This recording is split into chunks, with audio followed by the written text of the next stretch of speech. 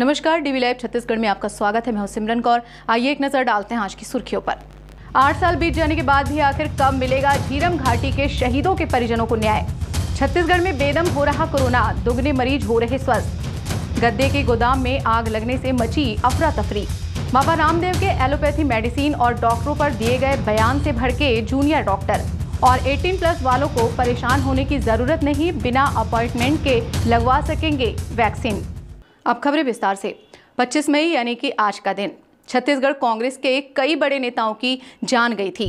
झीरम घाटी हमले की आज 8वीं बरसी है। वह दिन जो हर साल अपने साथ एक भीषण खूनी संघर्ष की याद वापस लेकर आता है। झीरम घटना में शहीदों के परिजनों को कब मिलेगा न्याय। झीरम घाटी जहां आज ही के दिन 8 साल पहले 25 मई 2013 को नक्सलियों ने ऐसा खूनी खेल खेला था। तत्कालीन कांग्रेस अध्यक्ष नंद कुमार पटेल ने बस्तर में परिवर्तन यात्रा निकाली थी। नक्सलियों ने झीरम घाटी में इन नेताओं के काफिले को निशाना बनाकर उन पर हमला कर दिया था। हमले में प्रदेश कांग्रेस कमेटी के शीर्ष नेता, जिसमें बस्तर के टाइगर माने जाने वाले महेंद्र कर्मा भी मौजूद थे। बस्तर के झीरम घाटी की घटना को राजनीतिक दल पर माओवादी हमले का आज तक की सबसे बड़ी घटना मानी जाती है। 25 मई 2013 को वो दिन छत्तीसगढ़ के इतिहास में काले दिनों में से एक है। घटनाक्रम को लेकर कुछ समय तक देश में काफी उथल पुथल मची। तत्कालीन सरकार ने घटना के जांच के आदेश दिए। एनआईए ने घटना की जांच की, लेकिन कोई संतोषजनक जवाब नहीं मिला। इस घटना में शहीद हुए सभी लोगों को विगत 8 सालों से श्रद्धांजलि तो दी जा रही है, लेकिन 8 साल बीतने के बावजूद हमले की जाँच पूरी नहीं हो सकी। ऐसे में कुछ की उम्मीदें बंधी हुई हैं तो कुछ की उम्मीदें टूट चुकी हैं। शहीदों के परिवार को आज भी न्याय का इंतजार है। तत्कालीन सरकार ने झीरम घाटी की घटना की जांच बैठाई और एनआईए ने जांच भी की, लेकिन साजिश की जांच नहीं हो पाई, जिसके चलते समय पर विधानसभा में सीबीआई जांच किए जाने की मांग भी उठती रही। समय बदला। छत्तीसगढ़ में दिसंबर 2018 में कांग्रेस की सरकार बनी। प्रदेश में कांग्रेस की भूपेश सरकार के आने के बाद 2 जनवरी 2019 को बस्तर आईजी के नेतृत्व में एक एसआईटी का गठन किया गया और हमले की जांच शुरू की गई। झीरम घाटी की घटना में शहीद हुए कांग्रेस नेताओं, सुरक्षा में लगे जवानों तथा अन्य लोगों के परिवार वालों व छत्तीसगढ़ के लाखों लोग जो इस घटना से आहत हुए, उन्हें न्याय पाने का अधिकार है। लेकिन झीरम घाटी के दर्द से आज तक न्याय नहीं मिल पाया है। 25 को घटना के 8 वर्ष पूरे हो गए हैं। ज्ञात हो कि 25 मई 2013 को तत्कालीन कांग्रेस अध्यक्ष नंद कुमार पटेल ने बस्तर में परिवर्तन यात्रा निकाली थी। नक्सलियों ने झीरम घाटी में इन नेताओं के काफिले पर हमला कर दिया। इस हमले में पूर्व केंद्रीय मंत्री विद्याचरण शुक्ल सहित 2 दर्जन से अधिक लोग शहीद हुए थे, जिसमें पुलिस के जवान तथा अन्य लोग भी शहीद हुए थे। दरभा घाटी की रंबा देवी को अब भी उम्मीद है कि न्याय मिलेगा। उनका बेटा भी उस दर्दनाक घटना में शहीद हुआ था। वे कहती हैं कि जो लोग इस घटना के लिए जिम्मेदार हैं, उन्हें सजा जरूर मिलनी चाहिए। रंबा देवी का जवान बेटा भी झीरम घाटी के उस माओवादी हमले में मारा गया था। घटना के पीड़ित परिजनों सहित छत्तीसगढ़ के लोगों को झीरम घाटी हमले के रहस्य से पर्दा कब उठेगा, इस बात का इंतजार आज भी है। छत्तीसगढ़ कोविड गाइडलाइन के सख्ती से पालन और लॉकडाउन की बदौलत कोरोना महामारी को मात देने के करीब पहुंचता दिख रहा है। सोमवार को प्रदेश में 4,209 नए मरीज मिले हैं, तो उससे दोगुना 8,688 मरीज ठीक हुए हैं। इस दिन प्रदेश में 60 की मौत हुई है। कल रायपुर जिले में 175 नए मरीजों की पहचान हुई है, जबकि 5 की मौत हुई है। वहीं दुर्ग जिले में 95 मरीज मिले हैं और 5 लोगों की जान गई है। सर्वाधिक 357 मरीज रायगढ़ में मिले हैं, वहीं 9 मरीजों ने दम तोड़ा है, जबकि जांजगीर चांपा में 227 मरीज मिले और 6 की मौत हुई है। राजधानी रायपुर के दलदल सिवनी मोवा में स्थित फोम के गोदाम में भीषण आग लग गई। इस दौरान आसमान पर गहरा काला धुआं फैलने लगा। इससे आसपास की कॉलोनियों में अफरा तफरी का माहौल बन गया। मोवा के आरंभ स्कूल के सामने आस्था हाइट्स के बगल में लगी यह आग करीब शाम के वक्त लगी। आसपास के लोगों से मिली जानकारी के मुताबिक गोदाम में कोई मौजूद नहीं था। इधर सोमवार को ट्रैफिक की वजह से फायर ब्रिगेड की टीम पौने 1 घंटे देर से पहुंची। तब तक आग ने भीषण रूप ले लिया था। इलाके में आग की वजह से किसी प्रकार की जनहानि न हो, इसलिए आसपास के क्षेत्र को खाली भी कराया गया। यहाँ काफी मशक्कत के बाद आग पर काबू पाया गया। बाबा रामदेव के एलोपैथी मेडिसिन और डॉक्टरों को लेकर दिए बयान का विवाद बढ़ता जा रहा है। बयान पर भड़के छत्तीसगढ़ के जूनियर डॉक्टरों ने बाबा रामदेव पर महामारी कानून के तहत मामला दर्ज करने की मांग की है। वहीं बाबा को सार्वजनिक रूप से माफी मांगने की भी मांग की गई है। छत्तीसगढ़ जूनियर डॉक्टर्स एसोसिएशन ने आज एक प्रस्ताव पारित कर कहा उनका संगठन राम किसान यादव उर्फ रामदेव बाबा द्वारा जारी सार्वजनिक बयान की कड़ी निंदा करता है। उस बयान में उन्होंने असंसदीय भाषा का इस्तेमाल करने वाले एलोपैथी की खुले तौर पर आलोचना और अपमान किया। एसोसिएशन की ओर से कहा गया उनकी टिप्पणी केवल अपमानजनक और नीचा दिखाने वाली नहीं है बल्कि विज्ञान का भी अनादर करने वाला है। जूनियर डॉक्टरों ने कहा कि जहां एक और एलोपैथी के डॉक्टर अकेले ही कोविड-19 महामारी के प्रकोप का सामना कर रहे हैं, वहीं दूसरी तरफ ये सज्जन उन डॉक्टरों के प्रति नफरत और भ्रामक सूचनाएं फैला रहे हैं। डॉक्टरों ने दो टूक कहा कि बाबा रामदेव का बयान नफरत फैलाने वाला है। अधिकारियों से मांग की गई है कि उन पर महामारी कानून के तहत मामला दर्ज करें। हम बाबा रामदेव से बिना शर्त सार्वजनिक रूप से माफी मांगने की मांग रखते हैं।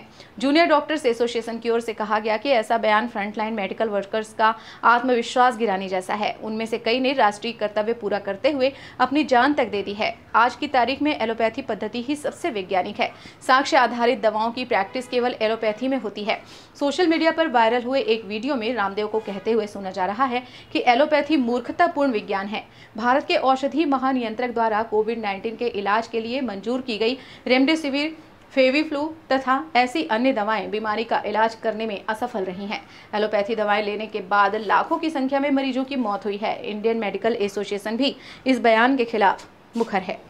केंद्रीय स्वास्थ्य मंत्रालय ने वैक्सीनेशन को लेकर नियम को बदल दिया है। इसके अनुसार 18+ आयु वर्ग के लोग सीधे वैक्सीनेशन केंद्रों पर पहुंचकर टीका लगवा सकेंगे। इसके लिए अब कोविन पोर्टल से किसी अपॉइंटमेंट लेने की जरूरत नहीं होगी। स्वास्थ्य मंत्रालय के मुताबिक कई राज्यों से वैक्सीन के लिए स्लॉट बुक किए जाने के बाद भी लोगों के ना पहुंचने की स्थिति में टीके खराब हो रहे थे, जिस कारण केंद्रीय स्वास्थ्य मंत्रालय ने यह फैसला लिया है। इसके अलावा ग्रामीण स्तर पर ऑनलाइन बुकिंग के बारे में जानकारी के अभाव के चलते भी लोगों को दिक्कतों का सामना करना पड़ रहा था। हालांकि टीका लगवाने से पहले मौके पर ही कोविन ऐप पर रजिस्ट्रेशन होगा। इस तरह पहले से बुकिंग के बिना भी अब सीधे ऑनलाइन रजिस्ट्रेशन के जरिए टीका लगवा सकेंगे। यह सुविधा सिर्फ सरकारी वैक्सीन सेंटर पर होगी। भाजपा के राष्ट्रीय सह संगठन महामंत्री शिव प्रकाश कल अचानक रायपुर पहुंचे। यहां उन्होंने कोर ग्रुप की बैठक ली। इस दौरान टूल किट मामले पर भाजपा के प्रदर्शन को लेकर विस्तार से चर्चा हुई। भाजपा के राष्ट्रीय सह संगठन महामंत्री व छत्तीसगढ़ प्रभारी शिव प्रकाश ने कुशाभाऊ ठाकरे परिसर भाजपा मुख्यालय में कोर ग्रुप की बैठक ली।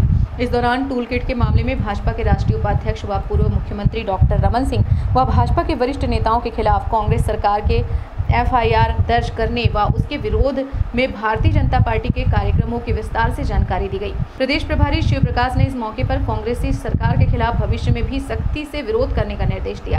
हमारे राष्ट्रीय सह संगठन महामंत्री आदरणीय श्री शिव प्रकाश जी यहाँ पर पधारे थे और उनके मार्गदर्शन में आज यहाँ कोर ग्रुप का बैठक संपन्न हुआ।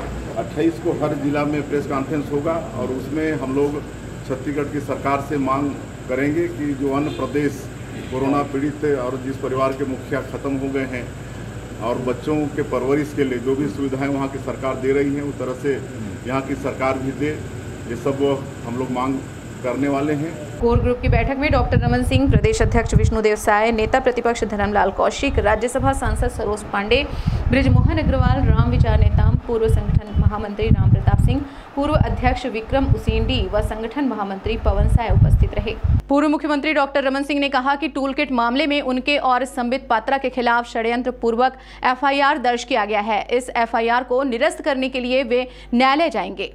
टूल किट मामले में पुलिस द्वारा की गई पूछताछ के बाद पूर्व मुख्यमंत्री डॉक्टर रमन सिंह ने मीडिया से चर्चा करते हुए बताया कि उन्होंने पुलिस को अपना जवाब लिखित में दिया है। डॉक्टर रमन ने आरोप लगाया कि इस पूरे मामले में कांग्रेस की तरफ से FIR का जो तरीका अपनाया गया है उससे षड्यंत्र की बू आती है।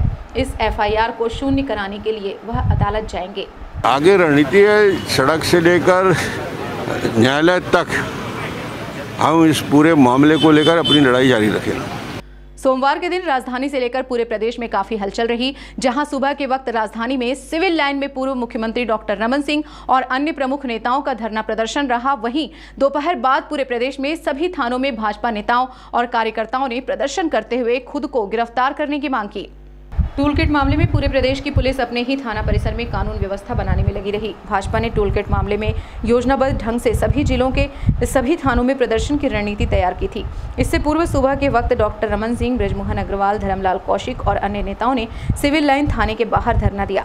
इसके बाद दोपहर 3 से 5 बजे तक सभी थानों और चौकियों में भाजपा के मंडल को लेकर जिला स्तर के पदाधिकारियों और कार्यकर्ताओं ने धरना दिया। इस प्रदर्शन के दौरान भले ही कोविड गाइडलाइन का पालन करने की बात कही गई थी, मगर सभी जगह भाजपा के कार्यकर्ता मौजूद रहे और पूरे समय नारेबाजी करते रहे। राजधानी रायपुर में भी सभी पुलिस थानों में नेताओं का प्रदर्शन रहा। भाजपा जिलाध्यक्ष श्रीचंद सुंदरानी ने तेलीबांधा थाने में धरना दिया। वहीं भाजपा महिला मोर्चा की नेत्रियों ने भी इस प्रदर्शन में बढ़ चढ़कर हिस्सा लिया। उधर कोरबा, बिलासपुर सहित सभी जिला मुख्यालयों में धरना प्रदर्शन को लेकर काफी गहमागहमी रही। कांग्रेस पार्टी ने जिस प्रकार से षड्यंत्र किया और षड्यंत्र उजागर हुआ, उजागर होने के बाद राज्य की कांग्रेस सरकार ने जिस प्रकार से भारतीय जनता पार्टी के नेताओं के खिलाफ FIR दर्ज करके विपक्ष की आवाज़ दबाने का काम किया है, उसी के विरोध में यह धरना प्रदर्शन है। केंद्र ने छत्तीसगढ़ उच्च न्यायालय के वरिष्ठतम न्यायाधीश न्यायमूर्ति प्रशांत कुमार मिश्रा को 1 जून 2021 से उच्च न्यायालय के कार्यवाहक मुख्य न्यायाधीश के रूप में नियुक्त किया है। न्यायमूर्ति प्रशांत मिश्रा ने 4 सितंबर 1987 को अधिवक्ता के रूप में नामांकन किया और जिला न्यायालय, मध्य प्रदेश उच्च न्यायालय और छत्तीसगढ़ उच्च न्यायालय में वकालत की। उन्होंने छत्तीसगढ़ राज्य के लिए एक अतिरिक्त महाधिवक्ता और महाधिवक्ता के रूप में कार्य किया। उन्हें 10 दिसंबर 2009 को छत्तीसगढ़ उच्च न्यायालय के अतिरिक्त न्यायाधीश और 28 नवंबर 2014 को स्थायी न्यायाधीश के रूप में नियुक्त किया गया था। धमतरी जिले के कुरूद में चंद्राकर दंपति की हत्या हो गई। दोनों की लाश छत पर मिली। कुर्मी समाज ने इस घटना में आक्रोश व्यक्त करते हुए शीघ्र गिरफ्तारी नहीं होने पर प्रदेश स्तर पर धरना प्रदर्शन करने की बात कही है। कुरूद थाना क्षेत्र के अंतर्गत कुरूद FB टाउन में स्थित मकान के छत पर 23 मई रविवार सुबह पति और पत्नी की खून से लथपथ लाश मिलने से सनसनी फैल गई। दोनों की पत्थर से चेहरे पर ताबड़तोड़ वार कर हत्या कर दी गई है, जिससे दोनों का चेहरा विध्वस्त हो गया है। सूचना पर पहुंची पुलिस तहकीकात में जुटी है। FCL व डॉग स्क्वाड की मदद ली जा रही है। हर साल की तरह इस बार भी 25 मई यानी आज से नौतपा की शुरुआत होने जा रही है, जो 3 जून तक चलेगी। इन 9 दिनों में सूर्य का तापमान बहुत अधिक बढ़ जाता है। नौतपा का बहुत अधिक धार्मिक और ज्योतिष महत्व होता है। माना जाता है कि जब सूर्य रोहिणी नक्षत्र में होकर वृष राशि के 10 से 20 अंश तक रहता है, तब नौतपा होता है। इन 9 दिनों तक सूर्य पृथ्वी के काफी करीब आ जाता है। इस नक्षत्र में सूर्य 15 दिनों तक रहता है, लेकिन शुरुआत के 9 दिनों में गर्मी काफ़ी बढ़ जाती है। सूर्य का तापमान 9 दिनों तक सबसे अधिक रहता है, इसलिए 9 दिनों के समय को ही नौतपा कहा जाता है। ज्योतिष शास्त्र के अनुसार यदि नौतपा के 9 दिनों में तापमान अधिक रहता है तो ये अच्छी बारिश का संकेत होता है। इस बुलेटिन में फिलहाल इतना ही। खबरों को जानने के लिए बने रहिए DV लाइव छत्तीसगढ़ पर। नमस्कार।